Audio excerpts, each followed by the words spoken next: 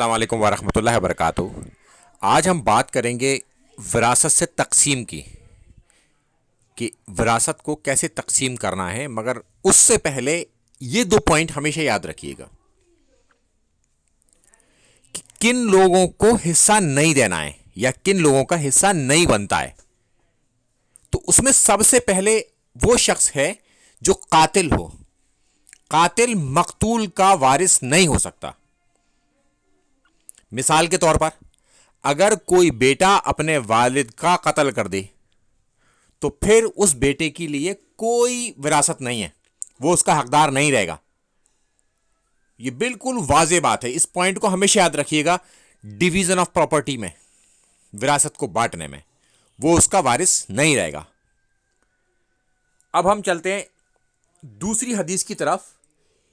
یہ بھی ایک کریٹیکل پوائنٹ ہے اور اس بات کو ہمیں ضرور یاد رکھنا اس وقت، وراثت کے وقت، کہ مسلمان کافر کا وارث نہیں ہو سکتا کبھی بھی۔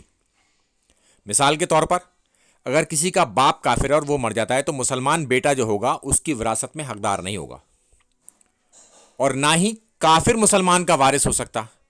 مثال کے طور پر اگر کسی کا بیٹا کافر ہے اور باپ مسلمان ہے تو اس کی جائیداد اس بیٹے کو نہیں جائے گی کیونکہ وہ کافر ہے۔